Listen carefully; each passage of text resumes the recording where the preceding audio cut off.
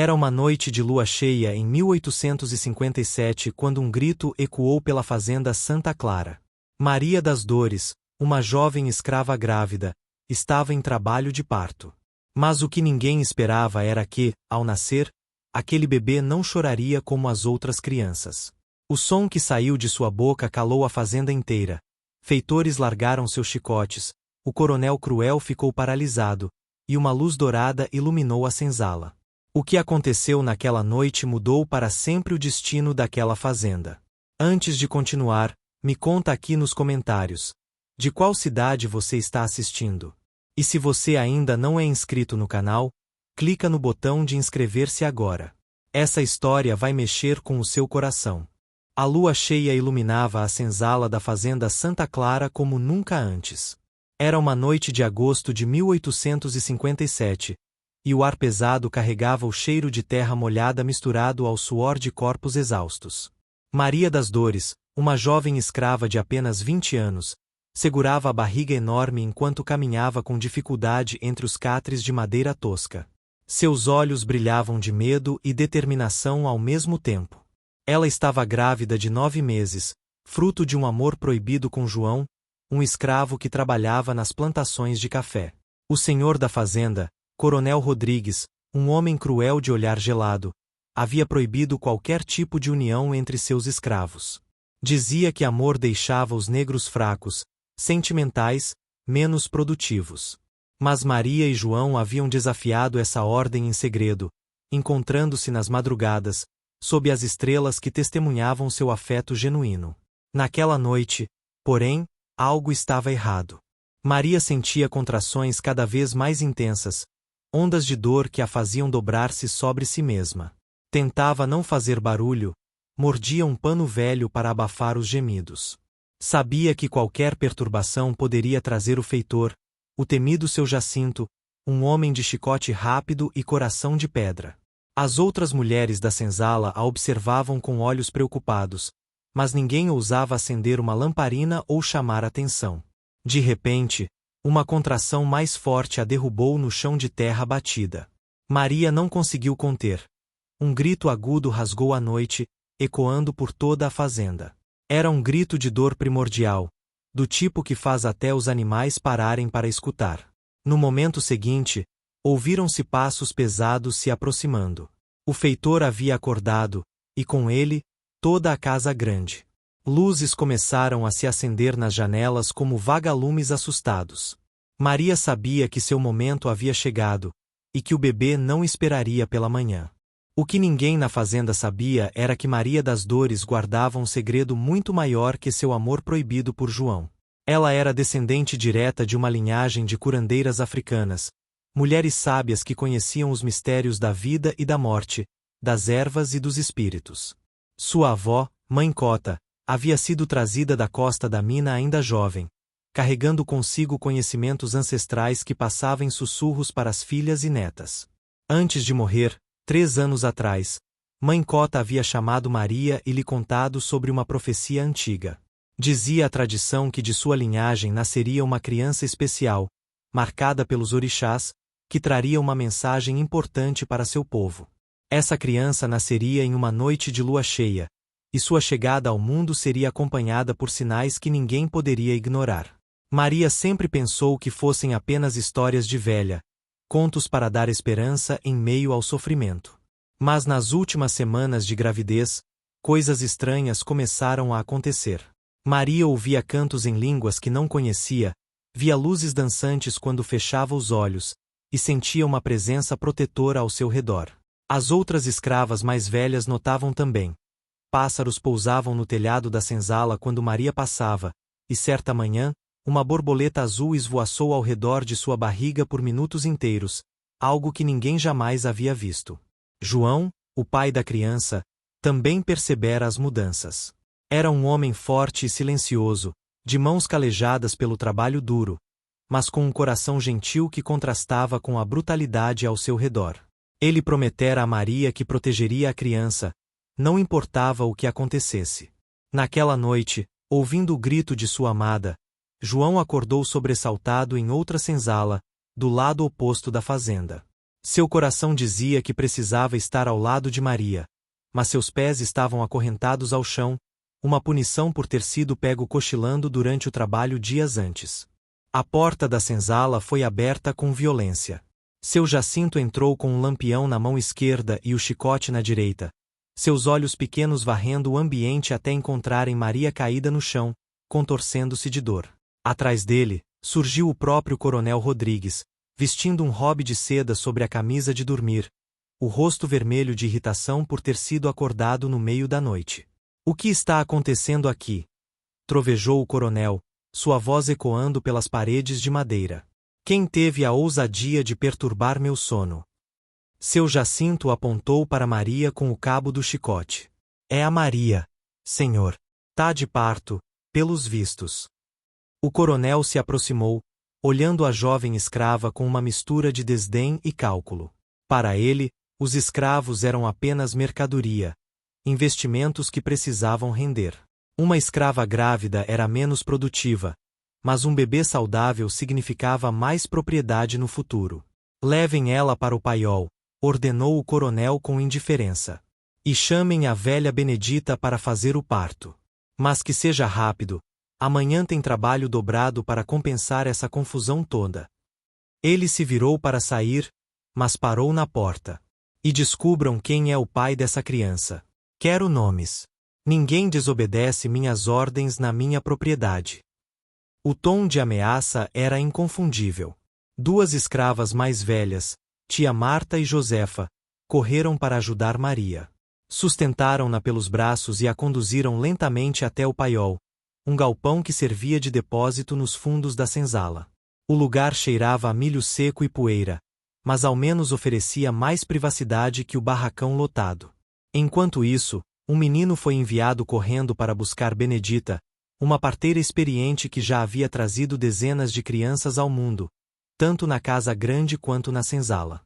Benedita chegou minutos depois, carregando sua sacola de panos limpos e algumas ervas.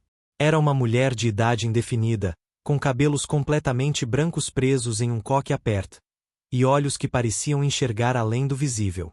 Ela conhecera a mãe Cota e sabia da linhagem especial de Maria, embora nunca tivesse comentado isso com ninguém. Ao entrar no paiol e ver a jovem, seus olhos se arregalaram imperceptivelmente. Reconhecia os sinais. Sai todo mundo daqui, exceto você, Marta, ordenou Benedita com autoridade natural. E tragam água quente, muita água quente, e panos limpos, os mais limpos que acharem. Enquanto as outras obedeciam, ela se ajoelhou ao lado de Maria e segurou sua mão. Escuta aqui, menina, sussurrou em seu ouvido. Eu sei quem você é. Sei da profecia de sua avó. Hoje à noite, algo vai acontecer. Você precisa ser forte, não por você, mas pelo que vem aí. Maria olhou nos olhos de Benedita e assentiu, mesmo através da dor lancinante que cortava seu corpo em ondas. As contrações estavam cada vez mais próximas. Ela podia sentir o bebê se movendo, descendo, pronto para conhecer o mundo. Mas havia algo mais, uma energia estranha que pulsava em seu ventre, como se a criança não fosse apenas carne e osso, mas também luz e propósito. Do lado de fora do paiol, um pequeno grupo se formara. Além de seu Jacinto, que permanecerá de guarda conforme as ordens do coronel, diversas escravas aguardavam ansiosas, rezando baixinho, murmurando palavras de encorajamento. E lá atrás, nas sombras, João conseguirá se soltar parcialmente das correntes, deixando a pele dos tornozelos em carne viva. Ele mancava em direção ao paiol, determinado a estar presente, mesmo que isso lhe custasse mais punição. O amor era mais forte que o medo. Dentro do paiol, Maria empurrava com toda a força que ainda restava em seu corpo exausto. Benedita a encorajava com palavras firmes, segurando suas mãos, orientando cada respiração. Tia Marta rezava baixinho, pedindo proteção aos santos e aos orixás, misturando fé católica com crenças ancestrais como faziam tantos escravos. A luz fraca do lampião criava sombras dançantes nas paredes de madeira, como se espíritos invisíveis acompanhassem o nascimento. E então, depois de horas de trabalho de parto intenso, o bebê começou a emergir. Benedita posicionou as mãos com perícia, guiando a cabeça pequenina. Mais uma vez, Maria. Força! Menina! Maria reuniu suas últimas reservas de energia e empurrou com um grito que parecia vir de suas profundezas. O bebê deslizou para as mãos de Benedita, coberto pelo vernix e pelo sangue da vida. Mas algo extraordinário aconteceu naquele exato momento.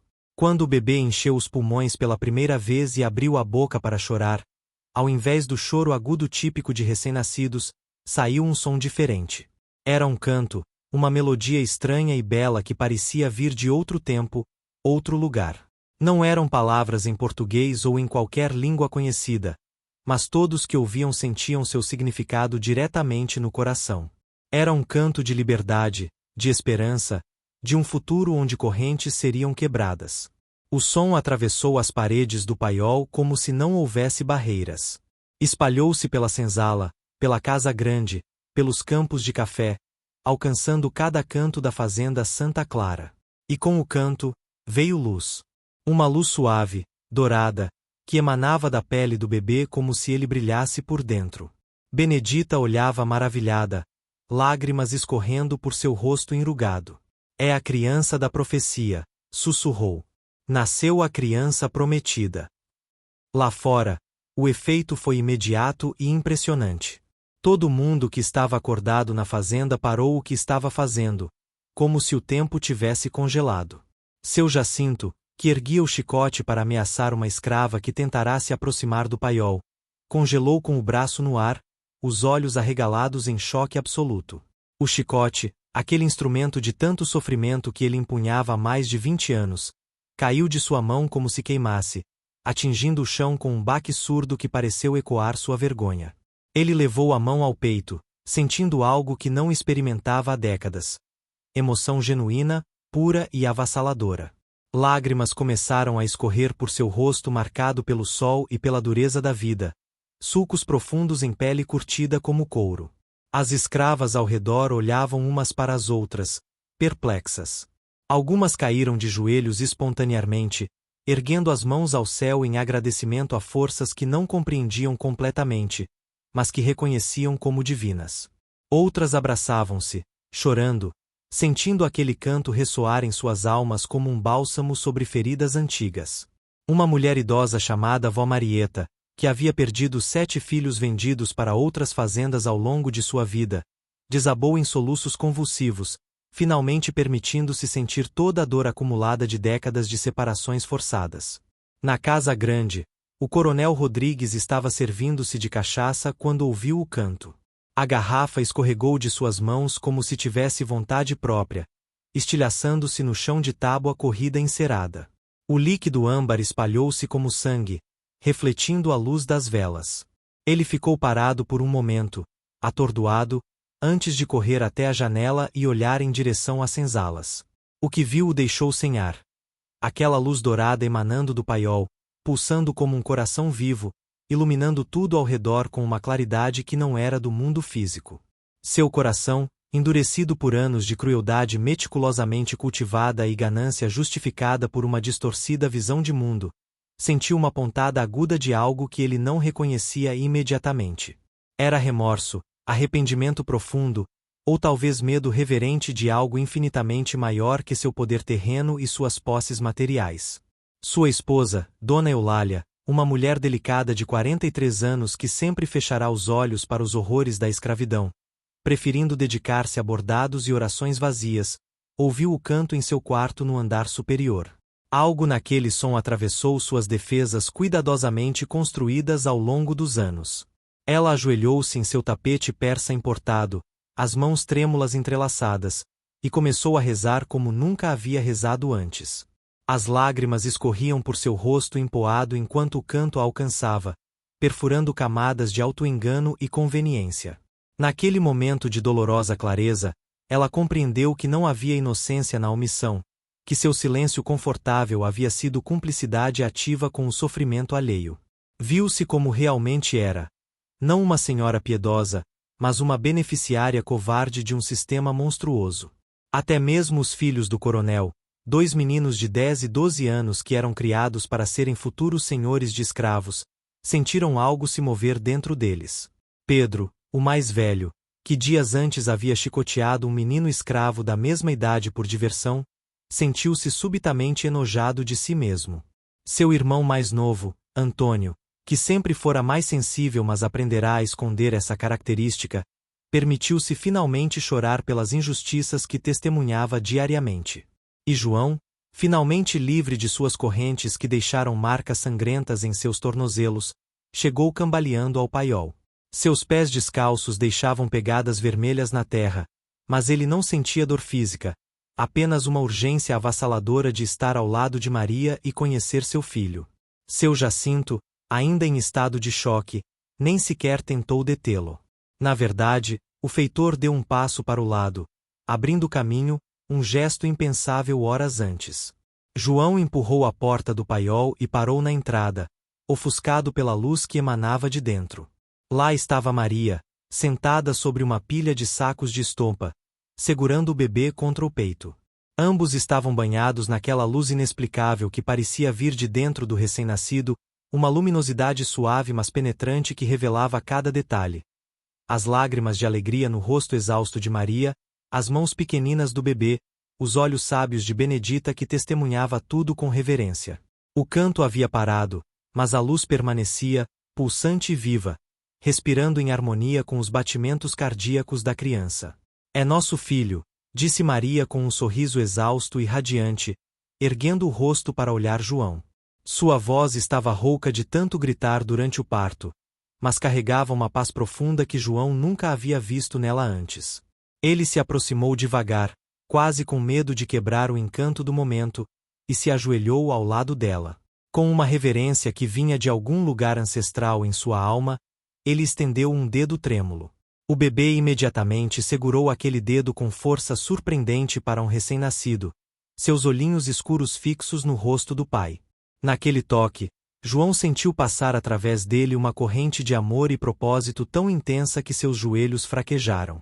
Era como se o bebê transmitisse diretamente para ele a certeza de que toda dor, toda humilhação, todo sofrimento tinham um significado maior, e que dias melhores viriam. A notícia do que havia acontecido espalhou-se pela fazenda antes mesmo do amanhecer como fogo em capim seco. Os escravos que haviam dormido através do evento extraordinário foram acordados pelos outros, que contavam em sussurros reverentes, quase religiosos, sobre o canto sobrenatural e a luz dourada que emanava do bebê. Cada pessoa que contava a história acrescentava detalhes que havia percebido. O modo como o ar ficará mais leve, como se uma presença opressora tivesse sido expulsa da fazenda. A sensação de paz que desceu sobre todos. O modo como até os cachorros haviam parado de latir e os cavalos nas estrebarias ficaram quietos e calmos. Alguns poucos ainda duvidavam, achando que era exagero coletivo ou imaginação de gente cansada e desesperada por sinais de esperança. Mas a expressão nos rostos das testemunhas não deixava margem para ceticismo fácil. Eram pessoas práticas, endurecidas por anos de trabalho brutal e desilusão, não dadas a fantasias ou exageros. E havia muitas delas, dezenas de pessoas que haviam visto e ouvido a mesma coisa. Vó Marieta, conhecida por sua língua afiada e ceticismo sobre qualquer coisa que cheirasse a milagre, jurava pelos ossos de seus antepassados que havia presenciado algo divino. Vi com esses olhos que a terra há de comer, dizia ela, apontando para seus olhos lacrimejantes. E ouvi com esses ouvidos. Aquele menino não é deste mundo, é mensageiro dos orixás, pode ter certeza. Ao raiar do dia, quando o sol começou a pintar o céu de tons alaranjados e rosados, algo absolutamente inédito aconteceu na fazenda Santa Clara. Nenhum feitor conseguiu fazer os escravos trabalharem como de costume. Não era rebeldia aberta ou recusa ativa que pudesse ser punida com o chicote. Era algo muito mais sutil e, por isso mesmo, muito mais perturbador para a ordem estabelecida. Havia uma mudança palpável no ar, uma sensação quase mística de que o mundo havia se alterado fundamentalmente durante a noite, de que as antigas regras não se aplicavam mais da mesma forma. Os escravos se moviam lentamente, como se ainda estivessem em transe, parando frequentemente para olhar em direção ao paiol onde o bebê descansava. Conversavam entre si em tom baixo, algo que normalmente era proibido durante o trabalho, mas dessa vez os feitores não intervinham. Os próprios feitores pareciam confusos, desorientados, menos agressivos e mais pensativos. Era como se o canto tivesse amolecido algo dentro deles também, dissolvido parte da crueldade que haviam cultivado como mecanismo de sobrevivência em um sistema desumano. Seu Jacinto andava de um lado para o outro, olhando seu chicote como se fosse um objeto estranho que ele nunca havia visto antes. Por volta das 9 da manhã, o coronel Rodrigues, que havia passado o resto da noite acordado bebendo e pensando, mandou chamar Maria, João e o bebê à casa grande. A ordem veio através de um escravo doméstico chamado Anastácio, que transmitiu a mensagem com olhos arregalados de apreensão. Todos temiam o que o coronel poderia fazer. Seria punição por terem perturbado seu sono? Tomaria o bebê de Maria, como fizera com tantas outras mães escravas ao longo dos anos. Quando os três chegaram, escoltados por Benedita e algumas outras escravas que se recusaram a deixá-los ir sozinhos, o coronel os aguardava na varanda ampla da casa grande. A construção imponente, com suas colunas brancas e varandas espaçosas, sempre parecerá um templo de poder e opressão.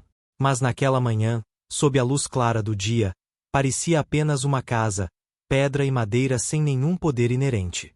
O verdadeiro poder, todos sentiam, estava no bebê que Maria carregava nos braços. O coronel Rodrigues apresentava uma figura muito diferente do senhor todo-poderoso que aterrorizava a fazenda. Sua postura estava alterada, os ombros curvados sob peso invisível, o olhar menos arrogante, quase hesitante. Havia círculos escuros sob seus olhos, evidência de uma noite insone. Ele olhou longamente para o bebê, que dormia tranquilo nos braços de Maria, sua pele escura brilhando levemente sob a luz da manhã, como se ainda retivesse resquícios daquela luminosidade sobrenatural. O coronel desceu os degraus da varanda lentamente, aproximando-se do grupo. "O que é essa criança?" perguntou ele, e pela primeira vez em anos sua voz não carregava o tom de comando absoluto, mas sim de genuína curiosidade misturada com algo que se parecia muito com medo reverente. Não era o medo de perder poder ou propriedade, mas o medo existencial de quem se vê subitamente confrontado com forças que transcendem completamente sua compreensão de mundo. Benedita, a velha parteira, deu um passo corajoso à frente, colocando-se entre o coronel e a família. Sua voz era firme, sem traço de submissão. "É uma bênção, senhor. Uma mensagem clara de que o sofrimento não pode durar para sempre.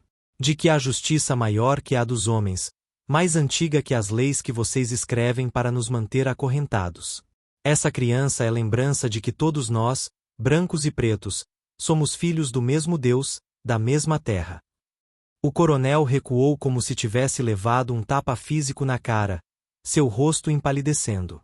Por um momento, pareceu que explodiria em fúria, que mandaria açoitar Benedita por sua ousadia. Mas então algo mudou em sua expressão.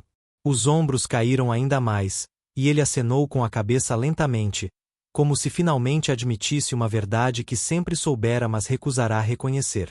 "Voltem para a senzala", disse ele finalmente, sua voz cansada. "E cuidem bem dessa criança." Não era ordem de senhor para a propriedade, mas pedido de homem para outros seres humanos. Nas semanas e meses seguintes, mudanças sutis mas significativas começaram a acontecer na fazenda Santa Clara, transformações que ninguém jamais imaginara possíveis. O coronel Rodrigues, embora ainda mantivesse tecnicamente a escravidão por dependência econômica e pressão social dos outros fazendeiros da região, reduziu drasticamente as punições físicas. O pelourinho no centro da fazenda, onde tantos haviam sido amarrados e açoitados ao longo dos anos, foi discretamente desmontado uma madrugada. Ninguém comentou sua remoção, mas todos notaram, e o alívio foi palpável. As rações de comida foram aumentadas substancialmente. Ao invés das pequenas porções de feijão com farinha e toucinho rançoso que mal sustentavam os corpos exaustos, agora havia mais carne, mais verduras da horta, e até frutas ocasionalmente. O coronel justificava essas mudanças para si mesmo e para outros fazendeiros como decisões práticas de negócio. Escravos bem alimentados trabalhavam melhor e adoeciam menos. Mas todos sabiam que algo mais profundo havia mudado dentro dele naquela noite do nascimento de Tomás. Ele permitiu que famílias ficassem juntas nas senzalas, algo que antes negava sistematicamente, alegando que tornava os escravos sentimentais e indisciplinados. Mães que haviam sido separadas de filhos anos antes foram autorizadas a receber notícias deles, e em alguns casos, ele até negociou recomprá-los de outras fazendas, pagando preços que não faziam sentido econômico. Quando sua esposa Eulália questionou esses gastos aparentemente irracionais, ele simplesmente murmurou algo sobre fazer o que é certo e saiu da sala, incapaz de articular a transformação que estava acontecendo dentro dele. A mudança mais surpreendente veio quando o coronel mandou construir uma pequena capela nos fundos da propriedade, um prédio simples mas sólido, com bancos de madeira e um altar modesto. Ele permitiu que os escravos se reunissem lá aos domingos para rezar, cantar e celebrar seus rituais à sua própria maneira, uma mistura de catolicismo com tradições africanas que a igreja oficial condenava, mas que ele não mais tinha estômago para reprimir. Na inauguração da capela, ele até compareceu brevemente, ficando ao fundo enquanto Benedita conduzia uma cerimônia de bênção que invocava tanto santos católicos quanto orixás africanos. Era liberdade religiosa imperfeita, concedida por motivação complexa, mas era mais do que existia antes. Não era liberdade verdadeira, aquela que Maria, João e todos os outros ansiavam em seus corações. Ainda eram legalmente propriedade, ainda trabalhavam de sol a sol nos cafezais, ainda viviam em senzalas. Mas era uma melhora substancial que ninguém esperava ver, e muitos atribuíam diretamente ao nascimento miraculoso de Tomás. Aquele menino trouxe bênção para essa terra amaldiçoada, diziam as mulheres mais velhas enquanto cozinhavam ou lavavam roupas. Os orixás mandaram ele para amolecer o coração de pedra do branco. Seu Jacinto, o feitor temido, transformou-se talvez mais dramaticamente que todos. Nos primeiros dias após o nascimento, ele andava como fantasma, pálido e silencioso, evitando contato visual com todos. Então, numa manhã de setembro, ele fez algo impensável. Abandonou o chicote completamente. Simplesmente deixou o instrumento de tortura pendurado na parede de seu quartinho e nunca mais o tocou. Começou a supervisionar o trabalho apenas com palavras, e mesmo essas palavras foram ficando gradualmente mais gentis, menos carregadas de ameaça e crueldade. Os escravos mais velhos, que haviam sofrido sob seu chicote por anos, observavam essa transformação com uma mistura de desconfiança e esperança cautelosa. Podia ser truque, armadilha para que baixassem a guarda. Mas semanas se tornaram meses, e seu Jacinto mantinha sua nova postura. Alguns diziam que o viam às vezes sentado sozinho perto do riacho ao anoitecer, olhando para o horizonte com lágrimas nos olhos, como se finalmente enxergasse o peso esmagador de suas ações passadas, décadas de crueldade que nunca poderia desfazer. Num domingo à tarde, algo extraordinário aconteceu. Seu Jacinto apareceu na capela durante uma reunião dos escravos. Todos ficaram tensos, esperando o problema, mas ele apenas ficou parado na porta, torcendo o chapéu nas mãos. Finalmente, com voz trêmula, ele pediu permissão para entrar. Benedita, que liderava a reunião, acenou afirmativamente. O ex-feitor caminhou até a frente, ajoelhou-se, e com lágrimas escorrendo pelo rosto envelhecido, pediu perdão. Sei que não mereço, disse ele, a voz quebrada. Sei que não tem perdão para tanto mal que fiz. Mas preciso pedir mesmo assim, preciso que saibam que tô arrependido de verdade, que se pudesse voltar atrás. O silêncio na capela era absoluto. Algumas pessoas olhavam para ele com ódio ainda vivo, feridas muito profundas para cicatrizar com simples palavras. Outras choravam, vendo nele um homem que também fora, de certa forma, vítima do sistema que desumanizava tanto opressores quanto oprimidos. Vó Marieta, que havia sido açoitada por ele anos antes por protestar contra a venda de seu filho, levantou-se lentamente. Todos prenderam a respiração, esperando explosão de fúria justa.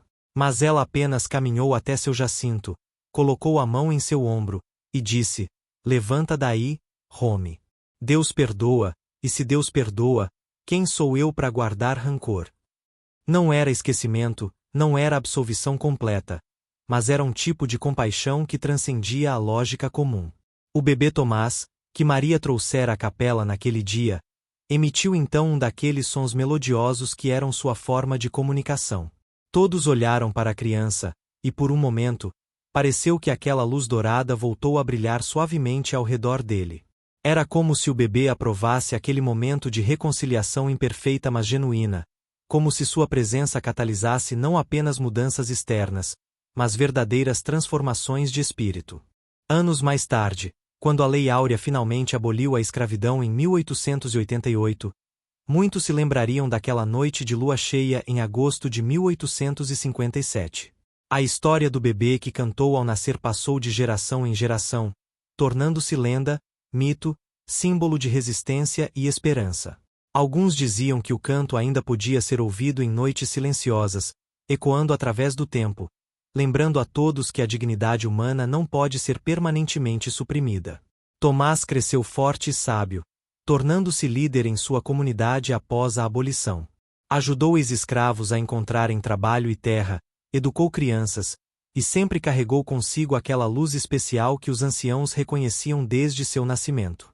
Casou-se, teve filhos, e passou adiante os ensinamentos de Mãe Cota e as histórias de resistência de seu povo. Maria das Dores viveu para ver seus cabelos embranquecerem, mas nunca esqueceu aquela noite terrível e maravilhosa. João permaneceu ao seu lado até o fim, e quando contavam aos netos sobre o nascimento de Tomás, seus olhos ainda brilhavam com a memória da luz dourada. Foi um milagre, Maria sempre dizia. Mas o verdadeiro milagre não foi o canto ou a luz.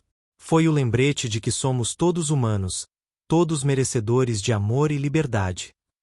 A fazenda Santa Clara eventualmente foi abandonada, suas construções tomadas pela vegetação do tempo. Mas dizem que quem passa por lá em noites de lua cheia ainda pode ouvir um canto distante, doce e poderoso, carregado de memória e promessa. É o canto de Tomás, o bebê que nasceu em correntes mas trouxe uma mensagem de liberdade. É o canto de todos aqueles que sofreram mas nunca perderam a esperança. É o canto que lembra que o amor é mais forte que a crueldade, e que a justiça, embora demore, eventualmente alcança até os lugares mais escuros. E a fazenda inteira, que uma vez ficou em silêncio perplexo, agora ecoa eternamente com esse canto de transformação.